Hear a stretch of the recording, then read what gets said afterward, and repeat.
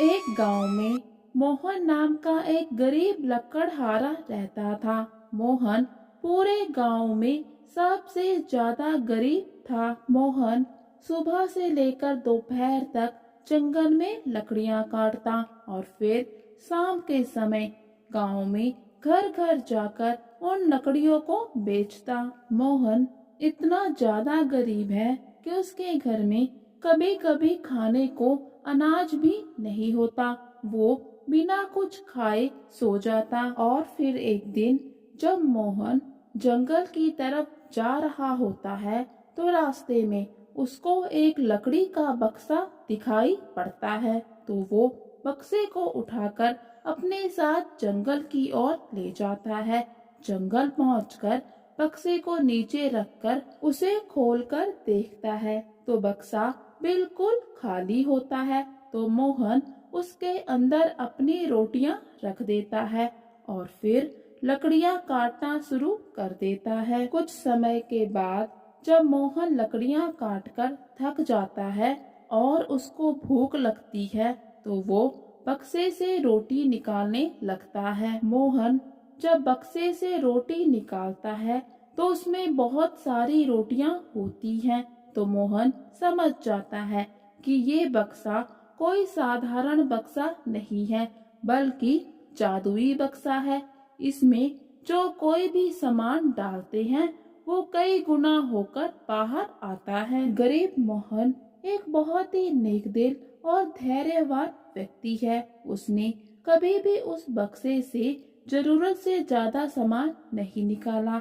उसने इस बात का कभी भी लालच नहीं किया कि बक्सा हर चीज उसको कई गुना करके देता है। और फिर धीरे धीरे ये बात पूरे गांव में फैलते फैलते गांव के जमींदार को पता चल जाती है कि गरीब मोहन के पास एक जादुई बक्सा है। तो फिर उसके मन में गरीब मोहन से वो बक्सा छीनकर अपने कब्जे में लेने की बात आती है। तो फिर जमींदार के आदमी गरीब मोहन को पकड़ के उसके सामने ले आते हैं। जमींदार मोहन से कहता है, अरे मोहन, तुम जहाँ पर लकड़ियाँ काटते हो वो जगह मेरी है, तो इस लिहाजे से वहाँ पर जो भी चीज मिलती है उस पे पहला हक मेरा है।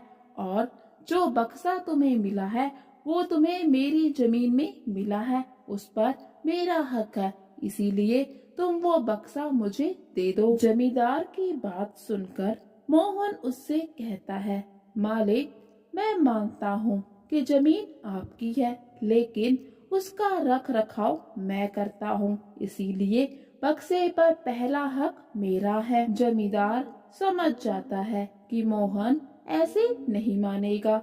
वो उसे धमकाना शुरू कर देता है और फिर उसके घर जाकर जबरदस्ती वो बक्सा खुद के कब्जे में ले लेता है। गरीब मोहन कुछ भी नहीं कर पाता, बस रोता रहता है। जमींदार बक्से को अपने घर ले आता है और बहुत ही खुश होता है। कुछ समय के बाद गरीब मोहन उठता है और कहता है, मैं यूं जमींदार को अपना बक्सा लेकर जाने नहीं दूंगा।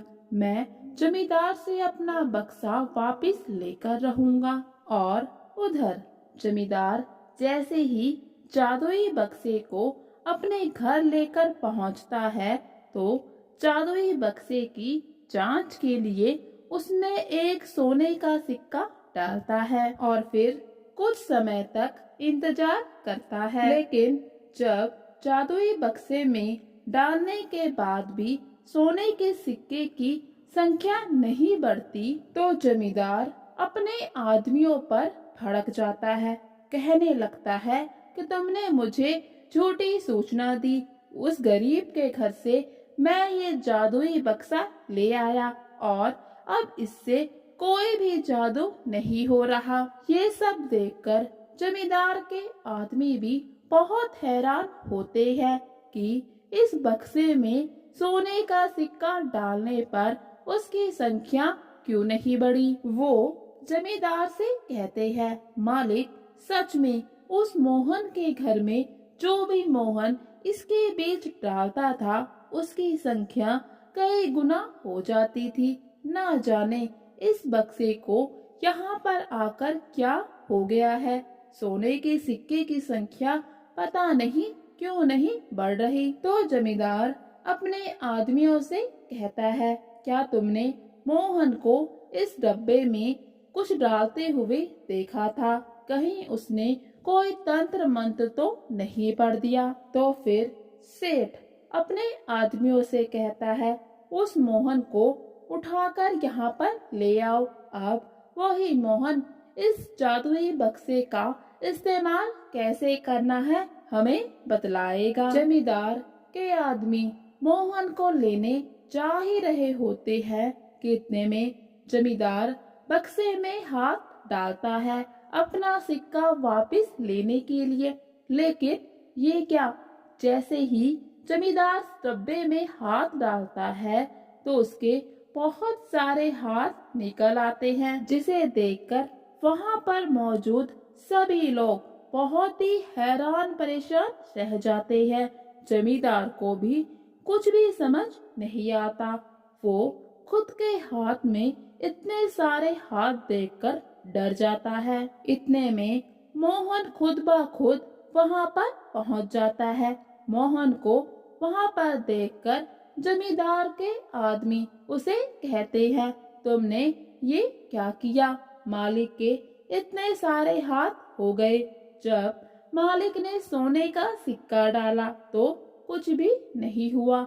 जैसे ही मालिक ने सिक्का लेने के लिए अपना हाथ डाला तो इतने सारे हाथ हो गए। अब तुम ही मालिक को ठीक करो, नहीं तो तुम्हारे साथ जो कुछ भी होगा अच्छा नहीं होगा। मोहन उन्हें समझाता है कि उसे इस बारे में कुछ भी नहीं पता, उसके साथ ऐसा कभी भी नहीं हुआ। और फिर जमींदार मोहन को लेकर उसी जगह पर जाता है जहाँ पर उसे वो जादुई बक्सा मिला था। मोहन और जमींदार जब वहाँ पर पहुँचते हैं तो उन्हें वहाँ पर एक फकीर मिलता है जो जमींदार की दशा देखकर सब कुछ समझ जाता है।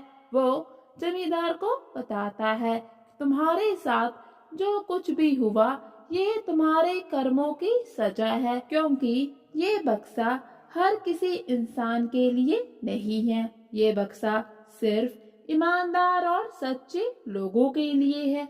अगर कोई बेईमान धोखे से या फिर जबरदस्ती इस पर कब्जा करना चाहेगा तो उसकी बिल्कुल ऐसी ही दशा होगी जैसे कि तुम्हारी हो गई है। जमींदार फकीर से माफी मांगता है, लेकिन फकीर कहता है, अब बहुत देर हो चुकी, तुमने गरीब मोहन पर बहुत अत्याचार किया है और ये तुम्हारे कर्मों की सजा है। तुम्हें अपने कर्मों की सजा भोगनी ही होगी।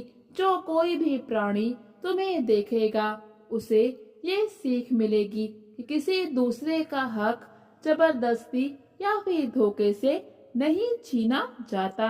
अगर फिर भी कोई ऐसा करे तो उसकी दशा तुम्हारी जैसी हो जाएगी।